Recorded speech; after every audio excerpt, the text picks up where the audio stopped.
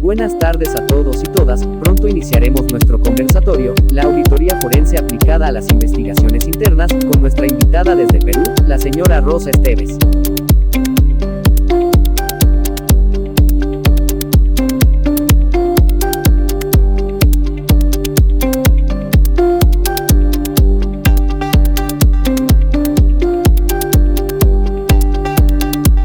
Buenas tardes a todos y todas, pronto iniciaremos nuestro conversatorio, la auditoría forense aplicada a las investigaciones internas, con nuestra invitada desde Perú, la señora Rosa Esteves.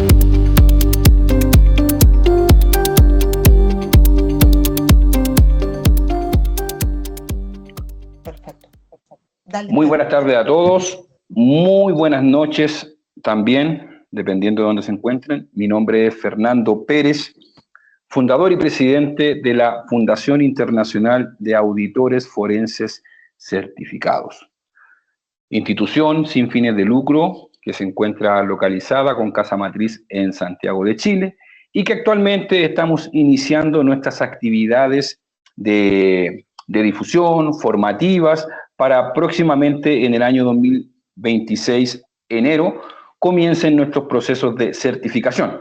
Por lo pronto, ya cualquier profesional, colega, estudiante, inclusive empresas, ya pueden formar parte de nuestra comunidad uniéndose como miembros activos de nuestra fundación. En esta oportunidad, quiero dar la bienvenida muy cordialmente a nuestra colega, contadora pública certificada desde Perú, la señorita Rosa Victoria Esteves, quien nos trae un tema que es de vital importancia, no solamente para nosotros los que somos auditores forenses, sino que también para aquellos que quieran conocer mucho más de esto, quienes hoy día tengan un rol importante sobre temas de compliance dentro de las organizaciones. Este tema denominado la auditoría forense aplicada a las investigaciones internas.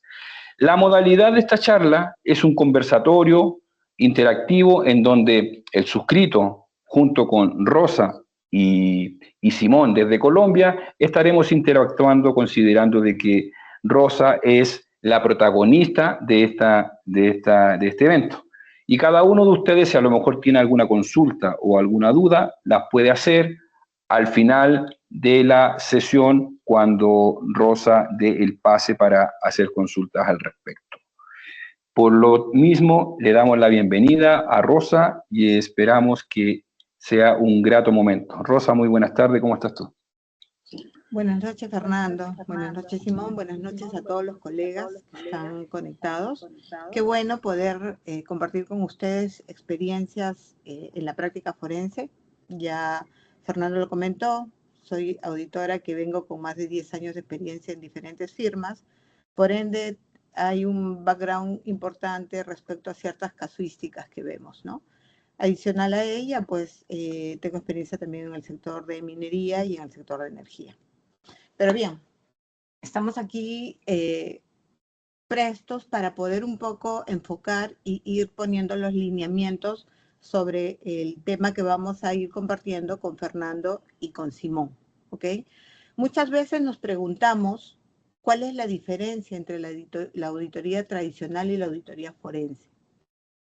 Y para poner los puntos sobre las I, he puesto este cuadro simple que viene de fuentes públicas, donde se especifica que la auditoría tradicional, la auditoría financiera, básicamente tiene el objetivo de verificar la razonabilidad de los estados financieros y emitir una opinión independiente. Versus la auditoría forense, que tiene el objetivo principal de investigar y detectar fraudes para reunir pruebas para procesos legales, judiciales. ¿Ok?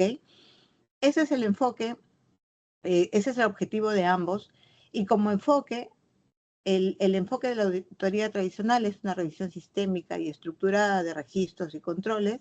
Muchos de nosotros hemos pasado también dentro de nuestra experiencia de formación por la auditoría financiera y sabemos que es bien estructurada. versus la auditoría forense, que es básicamente una investigación profunda y específica sobre hechos sospechosos o ilícitos en la búsqueda de evidencia fáctica, ¿correcto? Con esas dos precisiones me quedo para poder continuar con la siguiente lámina. ¿Qué es la auditoría forense?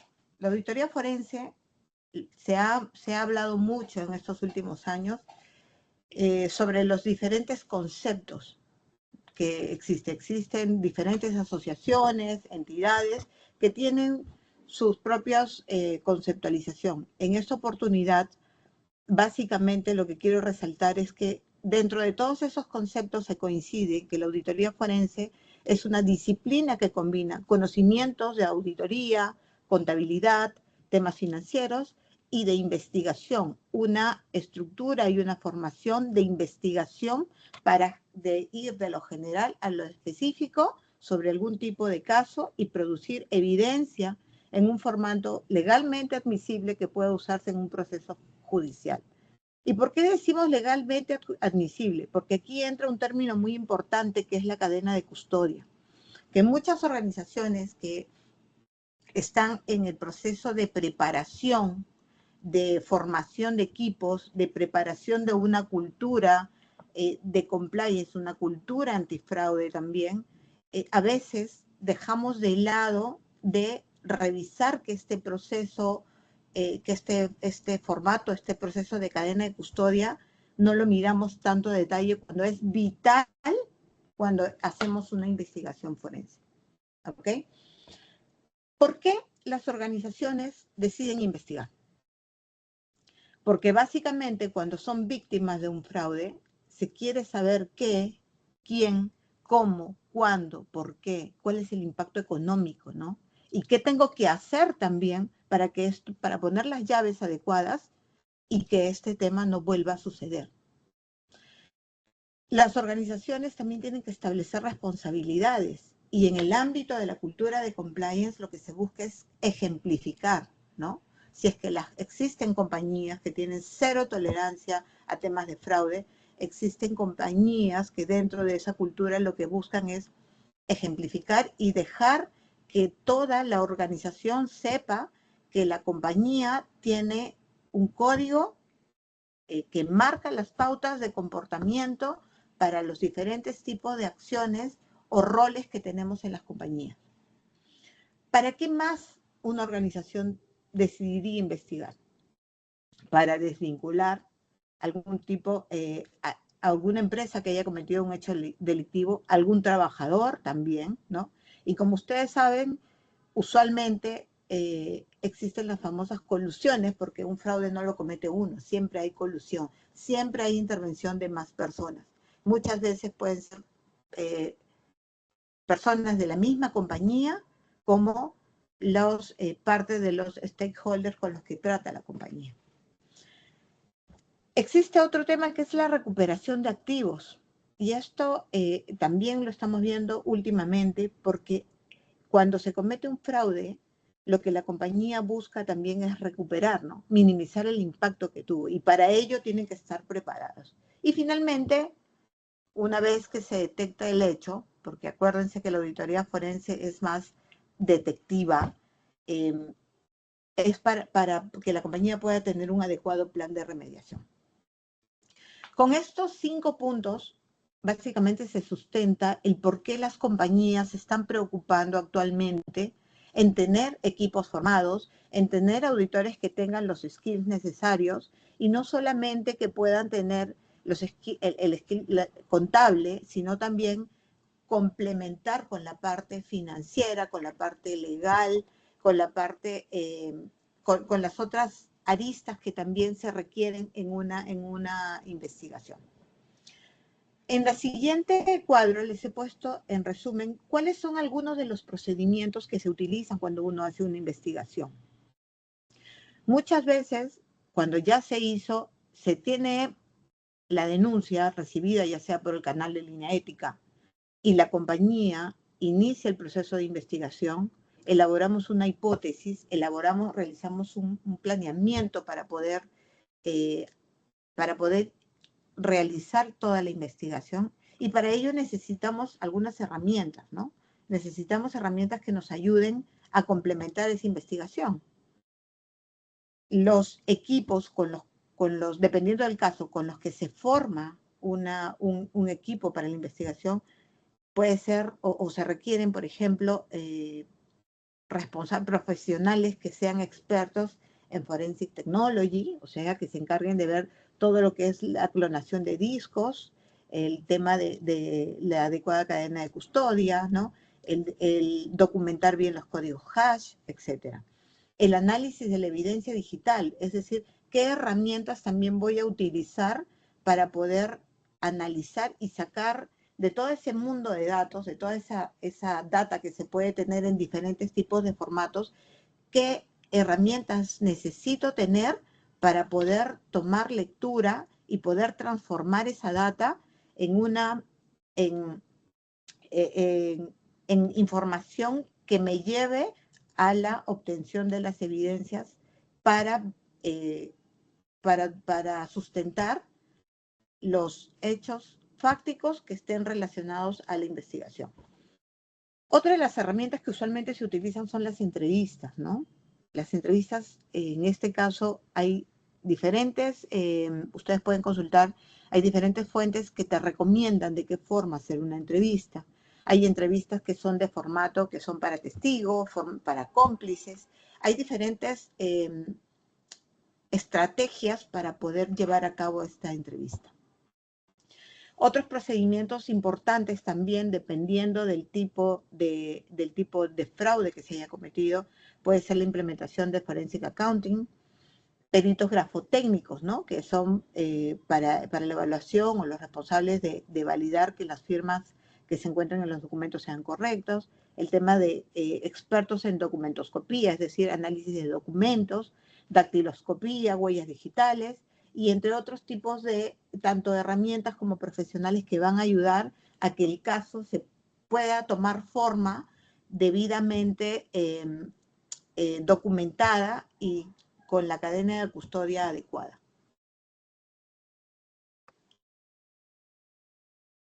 ¿Qué metodología usamos? Como les dije, hay diferentes tipos de metodologías, hay metodologías propias también. Una de las tantas que existen es esta metodología ACFE.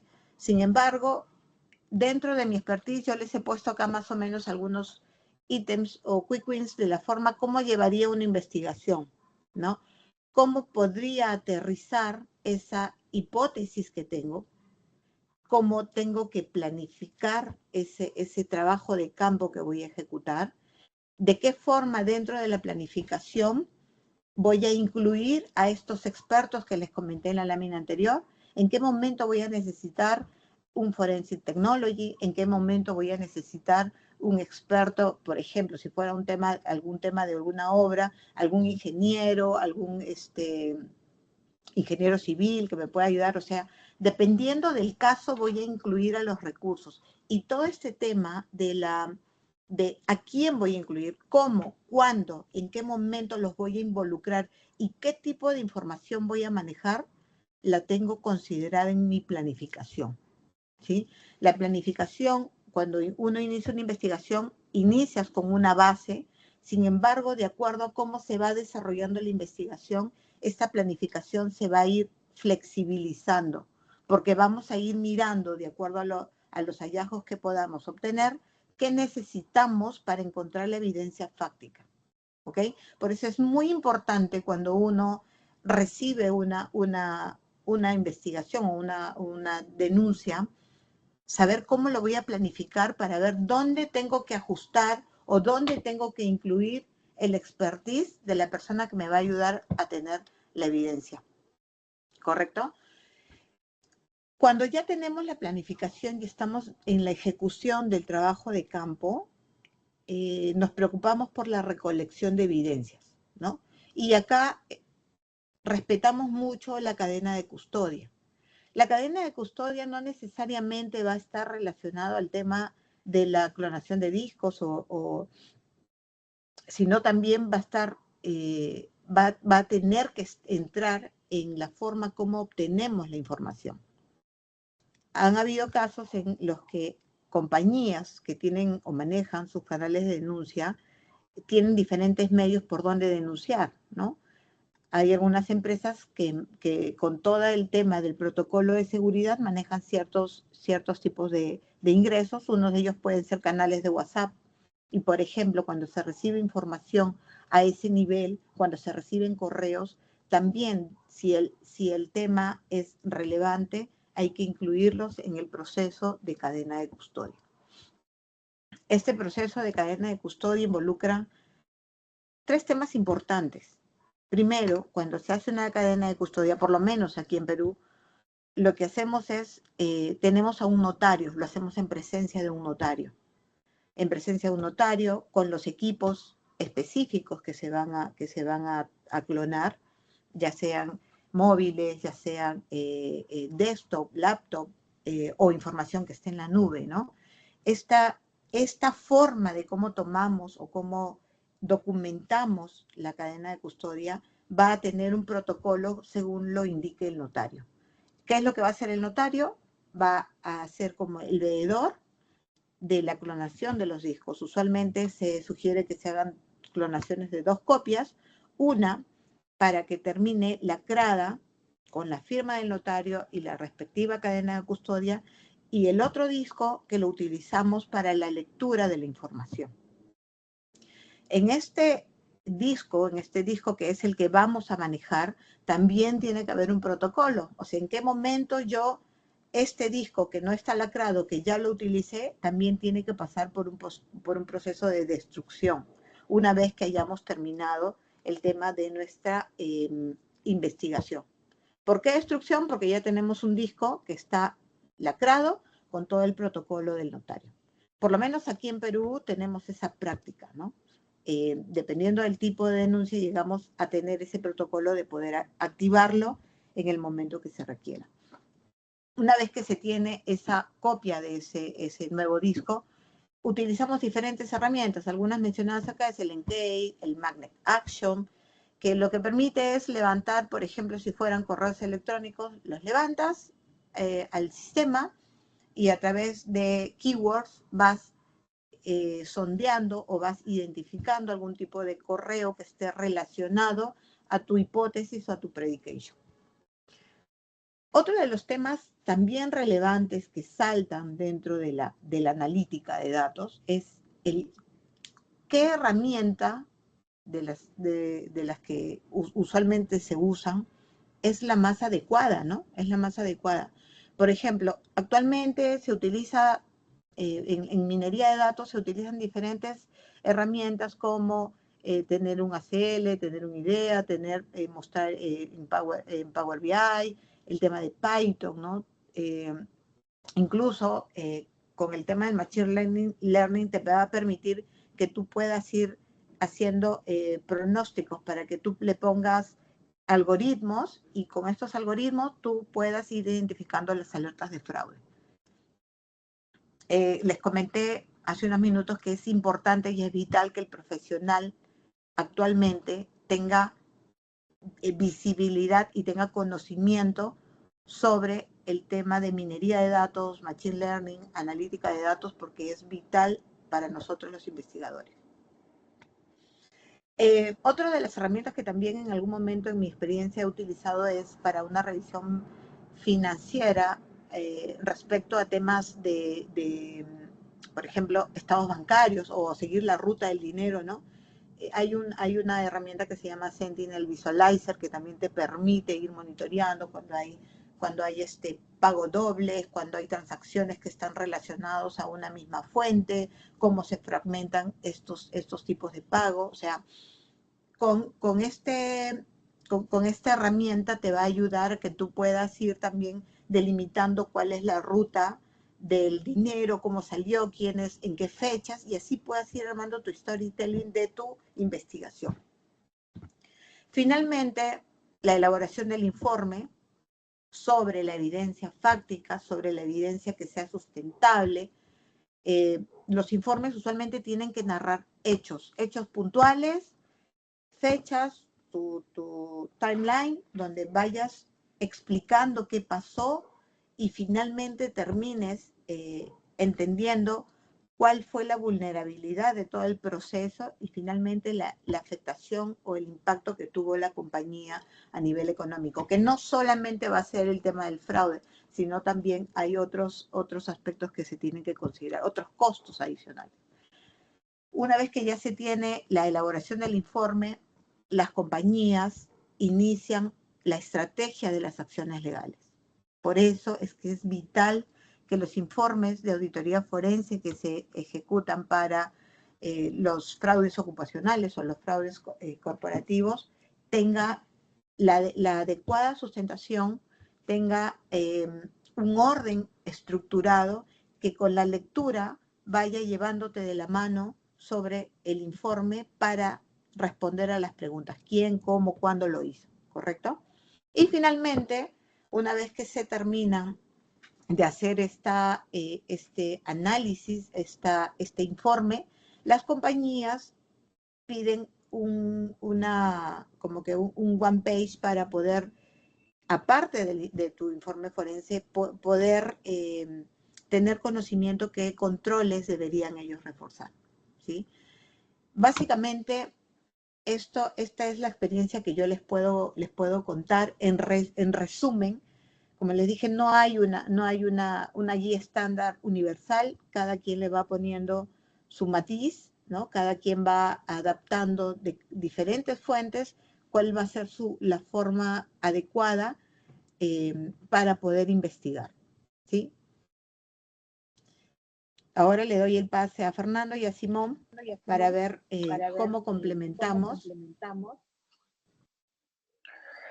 Súper. Rosa, muchísimas gracias por las láminas presentadas, muy clara todas las apreciaciones que tú entregaste. Pero ¿sabes qué? Tengo una excelente noticia con respecto a lo que tú acabas de plantear. Cuéntame. Esa noticia es que sí existe hoy un estándar internacional de auditoría forense. Ese estándar internacional de auditoría forense ha sido elaborado por la Fundación Internacional de Auditores Forenses Certificados, junto a Simón y a todo el cuerpo directivo de nuestra fundación. El día 1 de julio lanzamos este primer estándar, que es como una primera versión, que en el fondo lo que viene a hacer es justamente a eso. Viene a estandarizar, a universalizar y a hacer de manera, ¿cómo lo puedo decir? A formalizar y a normalizar, digamos así, la competencia o disciplina de lo que es la auditoría forense. Hoy día la auditoría forense, o hasta hace un tiempo atrás, era tierra de nadie. Era tierra de nadie.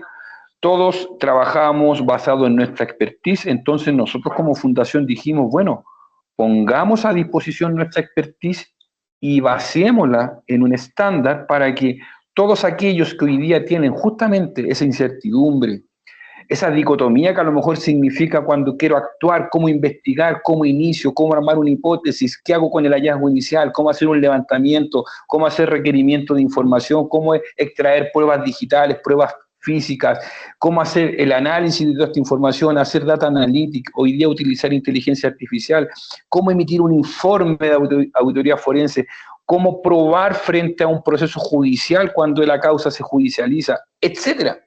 Eso hoy día forma parte de este estándar internacional. Esa es la buena noticia. Esto significa de que estamos trabajando en punta y codo, digámoslo así, para que próximamente este estándar ya venga mucho más robusto, de manera mucho más robusta. Dimos el primer paso, es un primer peldaño, considerando de que no existía algo similar. Este estándar viene no solamente a dar una respuesta a nosotros, los auditores forenses, sino que también a un oficial de cumplimiento, a un auditor interno, a un perito contable o perito judicial que quiera llevar a cabo sus procesos investigativos con base a la metodología de lo que hace la auditoría forense. Esa es la excelente noticia. Y además, explicarles de que justamente todo lo que plantea Rosa lo encuentro muy claro y es muy consistente en el sentido de que muchos hoy día aún siguen predicando, digámoslo así, que la auditoría forense es preventiva. Yo siempre digo y coloco el mismo ejemplo. Un médico forense, que es aquel médico que está asociado a la medicina legal, cuando llega a un sitio del suceso, no es para evitar que la persona muera, es para investigar las causas de la muerte. Por tanto, nosotros los auditores forenses venimos a lo mismo, venimos a investigar por qué sucedieron los hechos, cómo sucedieron los hechos, quién estuvo involucrado, cuánto es la cuantía, cuál es el perjuicio que se pueda cuantificar desde el punto de vista económico. Nosotros venimos a hacer eso, investigación. Pero súper importante también es que nuestro resultado, conclusión, recordemos que la auditoría forense concluye, no opina, nuestra conclusión es súper importante para que también podamos recomendar a las organizaciones medidas de prevención, pero sin salirnos del marco de que la auditoría forense es investigativa. ¿Se entiende?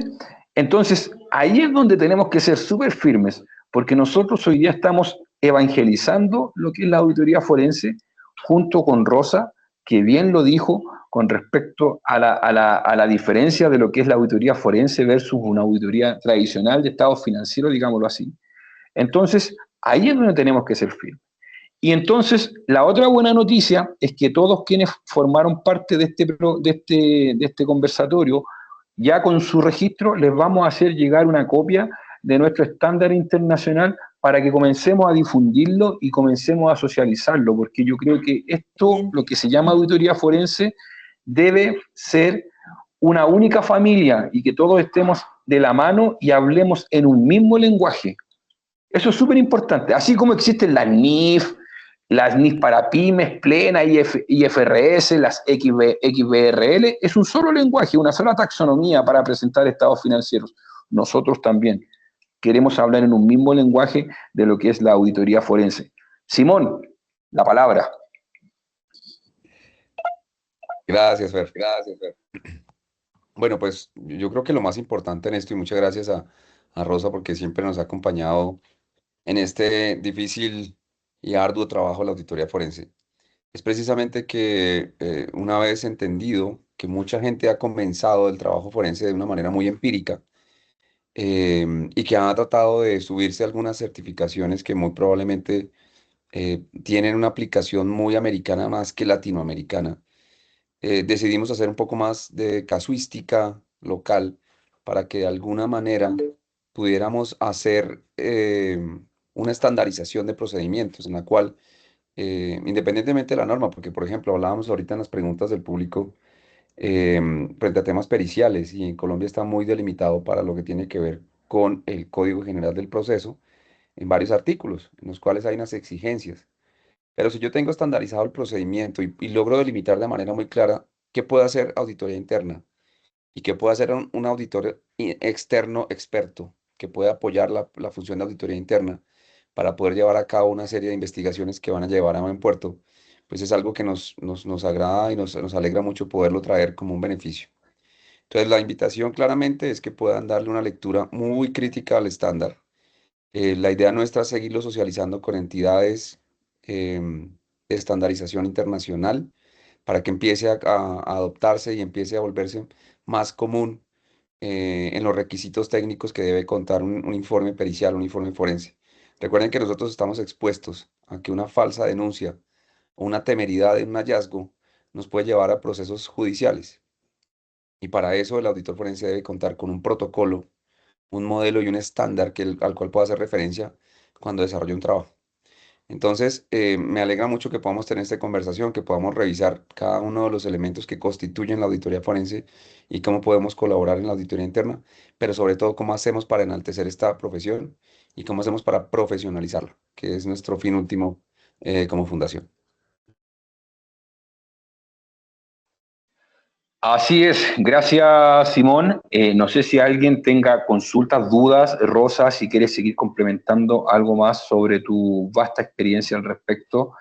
Bueno, yo tuve la oportunidad también de conocer por ahí también a Rosa porque yo participé para los que no saben, año 2018 ya, que el caso, el tan conocido caso Odebrecht, ahí estuve a cargo obviamente del caso a través del grupo Graña y Montero, que desafortunadamente el nombre desapareció y ahora se llama AENSA. Entonces, ahí es donde nos damos cuenta de lo que significa no atender debidamente, ¿cierto?, todo lo que significa el tema del fraude, que de una u otra manera la reputación les afectó, pero tremendamente, lo sacaron de la bolsa, tuvieron que reinventarse, crear nuevas líneas de negocio, etcétera, etcétera, etcétera.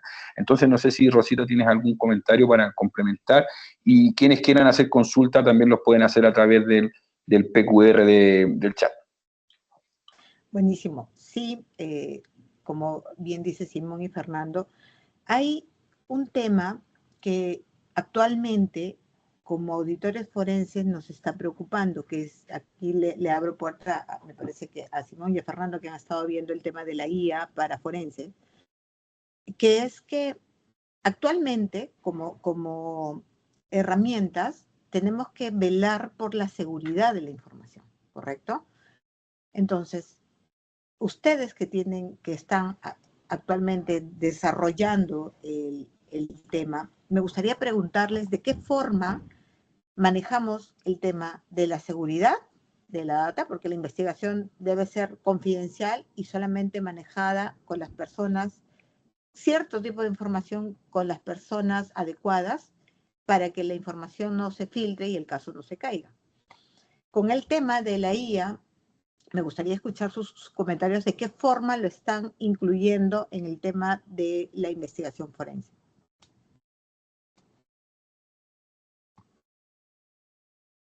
Fernando, ¿quieres tú primero? Vale, voy yo. A ver, en términos generales, aquí hay que tener mucho cuidado al respecto.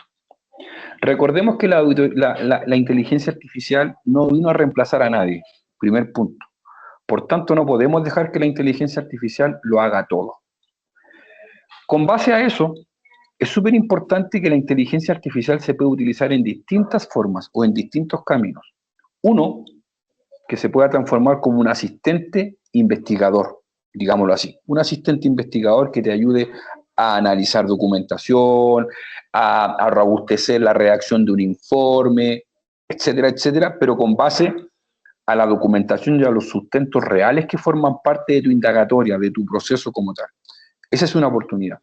La segunda oportunidad es que a través del análisis de datos, porque quizás muchos hoy día no tienen las competencias para poder hacer data analytics, por ejemplo, que a lo mejor no saben manejar Python, pero que a lo mejor dicen, oye, pero voy a desarrollar algo con inteligencia artificial para que me haga un análisis de datos con datos masivos, en donde yo lo que hago es simplemente aplicar criterios o patrones de búsqueda para que con base a ese data me pueda generar análisis como tal y pueda poder yo evidenciar patrones que para mí, como investigador, puedan ser suficientes para poder ir confirmando o refutando hipótesis.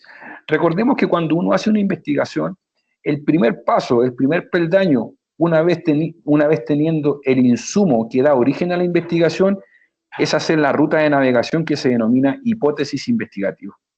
Y esas hipótesis investigativas tienen dos posibilidades: que se puedan ir confirmando en el camino o que se vayan refutando en el camino. Y para que puedas cumplir con eso, tienes que ir haciendo indagatoria o análisis documental, análisis de datos y obteniendo todos los requerimientos que tú necesitas, valga la redundancia, para tener esa respuesta. Y la inteligencia artificial en el fondo viene a darte eso, a darte un soporte. Yo, por ejemplo, en lo personal, yo tengo un agente GPT, en ChatGPT, que es un auditor forense asesor mío que en el fondo, para yo demorarme en hacer una investigación, por ejemplo, de 30 días, con este asesor me demoro 15 días, ¿vale? ¿Por qué? Porque me optimiza a través de ciertas tareas automatizadas, ¿vale? Con el solo hecho de que yo le digo, oye, esta es la metodología aplicada que está con base a esto, y con base a esta metodología quiero que vayas al paso 1 con esta documentación. Luego, con ese resultado, quiero que vayas al paso 2. Y así, una secuencia metodológica que está asociada a una automatización. Y eso es lo que en el fondo debiese venir a hacer la inteligencia artificial, así como una simple tarea contable que a lo mejor para alguien pueda ser suficiente que la inteligencia artificial te haga una conciliación bancaria, por ejemplo. ¿Ya? Entonces, eso es lo que viene a hacer. Yo, por ejemplo, desarrollé por ahí, se los voy a compartir también en el grupo, en los correos cuando le envíe el estándar, yo creé un sistema predictivo con base al diamante del fraude para poder predecir cuál es el nivel de riesgo de una organización, con base a lo que es oportunidad, presión, racionalización y capacidad, más todos los posibles tipos de fraudes con base a lo que es el fraude ocupacional. Y el sistema automáticamente, porque está entrenado para eso, te dice cuál es tu nivel de riesgo y cuáles son las recomendaciones que tú debes llevar a cabo para poder comenzar a implementar un plan de acción preventivo frente a esa materia. Y eso es inteligencia artificial. Si la inteligencia artificial no es utilizar la herramienta como un chat de WhatsApp, no es eso. ¿Vale? Simón. Exacto, gracias, Fer. No, yo creo que esto, lo más importante para que tengan en cuenta es que la inteligencia artificial llegó para quedarse. Tenemos que perderle el miedo. Yo creo que en esto hay habilidades básicas que uno debe tener. Pero específicamente en la pregunta que hace Rosa frente a la seguridad de la información, es, bueno, ¿y qué pasa si yo uso ChatGPT o cualquier otra inteligencia artificial con la información que yo cargo? Entonces, mire, cada vez que ustedes envían un mensaje, un archivo, una instrucción, un modelo que uno ya ha prediseñado y le carga información, ese contenido va cifrado a un servidor que reside, en este caso, con OpenAI, con Azure, que es el Copilot y demás. Pero en ese interregno, en el momento en que yo la cargo y va yendo hacia esos servidores, el cifrado, en tránsito y en reposo, está protegido mediante un protocolo de seguridad, el HTTPS, y hay otro que es el TLS. Lo que hace es que almacena temporalmente esa información cifrada y eso hace que terceros que intenten acceder a esa información no puedan obtenerla y por lo tanto, pues evidentemente los datos mientras se transmiten van a estar seguros. Ahora, frente al almacenamiento, en algunos planes gratuitos de ChatGPT, de Gemini, de cualquiera de los que se usan comúnmente, los datos sí pueden usarse para entrenar y mejorar modelos, a no ser que ustedes lo desactiven. Eso se puede hacer por configuración. En ChatGPT es muy sencillo, en Gemini también, en los cuales uno desactiva con un botoncito que no se usa la información que yo cargo para entrenamiento. En cambio, para, por ejemplo, ChatGPT Enterprise o cualquiera, uno generalmente lo que dice es que no se usan los datos para entrenar y se cumplen con los estándares ISO 27001, el SOC 2 o el GDPR. Ahora, si uno sube datos sensibles, por ejemplo, información personal, financiera, judicial, esos quedan en poder del proveedor durante un tiempo, aunque estén cifrados. Eso no tienen, o sea, no significa que usted tenga un control total sobre eso y ni sobre quién podría acceder bajo requerimiento legal. Ahora, esto tiene una trazabilidad. A diferencia de un sistema on-premise, que es servidores internos, aquí no tienes un registro de auditoría. Samuel, por favor. Aquí no tienes un registro de auditoría completo de cada acceso interno del proveedor. Ahora, en términos de jurisdicción, que es otro tema que me preguntaba alguna vez un grupo de abogados, los datos pueden alojarse en centros de datos fuera del país. Por ejemplo, en el caso de Colombia están en Estados Unidos, ¿sí? Y hay una norma en Estados Unidos que se llama el Cloud Act, que está sujeto a una ley específica de norma colombiana, americana. Entonces, la recomendación, una buena práctica si uno maneja información sensible, sobre todo si es auditor forense, es usar versiones pagas, empresariales, por ejemplo, Azure, OpenAI o ChatGPT Enterprise, desactivar el botoncito de no retención de datos, tratar en lo posible de anonimizar la información antes de ingresarla. Uno lo puede hacer fácilmente, quitarle nombres, NIT, cédulas, cuentas y demás, volverlas anónimas. Evitar subir pruebas completas, por ejemplo, extractos bancarios, contratos, bases de datos, lo que sea, a no ser que no tenga una autorización del cliente y un acuerdo de confidencialidad firmado con el proveedor, ¿sí? Y así, básicamente lo que uno hace es tener un control de la información. Sí hay que tener en cuenta que hay seguridad, hay cifrado, hay controles, pero no hay secreto absoluto, ¿sí? La información va a pasar por servidores y eso no se sabe quién puede acceder, ¿sí? La privacidad siempre va a depender del plan del contrato que tenga uno con el proveedor de inteligencia artificial. Y para cualquier caso forense o judicial es conveniente usar inteligencia artificial on-premise o en entorno cerrado, ¿sí? Por ejemplo, Azure AWS, GovCloud, que son servidores internos que uno puede cargar los chats ahí, y eso le permite no cumplir con cadena de custodia y con la confidencialidad. Como bien mencionó Fer, hemos venido creando una serie de agentes que se han vuelto la mano derecha de uno. Mire, yo tenía que revisar más o menos 600 contratos. Y lo que hice fue darle una instrucción a este agente para que empezara inmediatamente a revisar cláusulas, valores, obligaciones y demás, y empezara a sacarme, por ejemplo, contratos duplicados, contratos que deliberadamente fueran construidos para beneficiar a un tercero, y los resultados fueron enormemente buenos. Entonces yo creo que para esto hay que aprender a automatizar algunas actividades que son netamente operativas, que le quitan tiempo al auditor forense.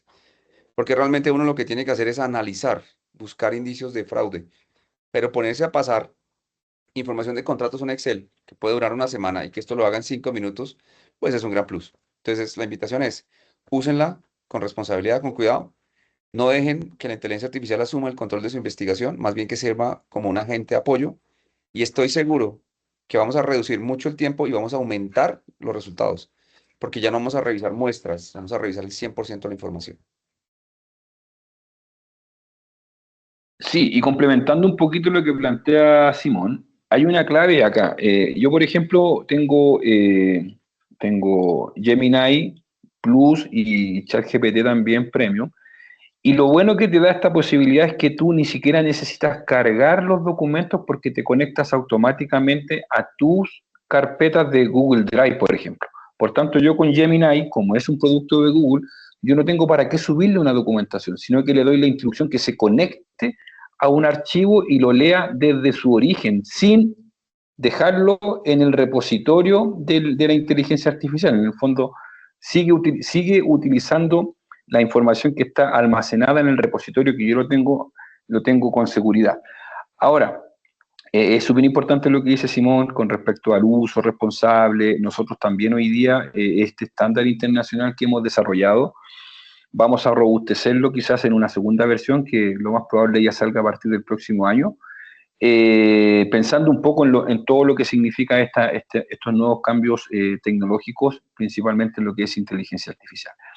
Para ir cerrando esto, los invito a todos, por favor, en bienestar de nuestra expositora, Rosa Esteves, nos puedan ayudar con esta encuesta que está puesta en el pool y en el chat para que respondan, obviamente, qué les pareció este evento. Y bueno, no sé si habrán consultas o dudas porque ya estas fueron respondidas, obviamente, en el chat de manera directa, y no más que darle las gracias a Rosa y que estamos disponibles y dispuestos para colaborarles en lo que sea necesario. Y reitero, invitarles a todos a que formen parte de lo que es la Fundación Internacional de Auditores Forenses Certificados, a hacerse miembro de nuestra institución, y próximamente a partir del año 2026, enero, lanzaremos los programas de certificación, tanto certificación para auditores forenses, que son profesionales con experiencia acreditada en auditoría forense. También tenemos una certificación de especialista como auditor forense para profesionales sin conocimientos, sin experiencia acreditada, y tenemos también una certificación para estudiantes de pregrado, ya para que tengan acceso también a una opción de especialidad dentro de su carrera profesional. Así que los dejamos gratamente invitados, www.fundafic.org, y ahí tendrán y podrán conocer toda la información. Nosotros les haremos llegar a todos quienes formaron parte de este programa, quienes se inscribieron y quienes participaron, del estándar internacional, de mucha de la información que nosotros le entregamos a través de este conversatorio. Rosa, muchísimas gracias. Hay una pregunta ahí que Aparte de está... agradecerles, Sí, perdón. el punto es que veo que me están dejando dos tareas importantes: uno, leer el libro de Simón, y otro, leer la guía que ha elaborado Fernando con Simón. Creo que es material súper y vital para poder ser, como dices tú, difundido dentro de esta comunidad latinoamericana, ¿no? Que es la que tenemos cierta casuística de fraude no común o atípica. Me parece vital también que manejen esta fundación, porque las personas que recién se involucran en una auditoría forense, siempre necesitamos tocarle la puerta a un experto, a alguien que nos pueda dar, digamos, esos quick wins que se necesitan para poder hacer una investigación adecuada. Les agradezco de corazón, yo feliz de haber recibido la invitación de ambos. Ambos son profesionales, con Simón ya lo sigo, hemos trabajado en una misma firma, así es que ya tienen una colega más con quien contar y yo siempre lista para aprender de todos ustedes. Muchísimas gracias. Muchas gracias, Rosita, y como siempre, un placer.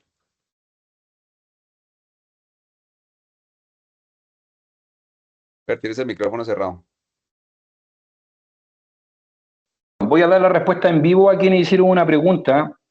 Una pregunta que hicieron la voy a responder yo, Simón. Dice aquí, por ejemplo, Cristian pregunta, ¿podrías comentar la diferencia de estándar que mencionan respecto a otras investigaciones, como ISO, ACFE y EAI?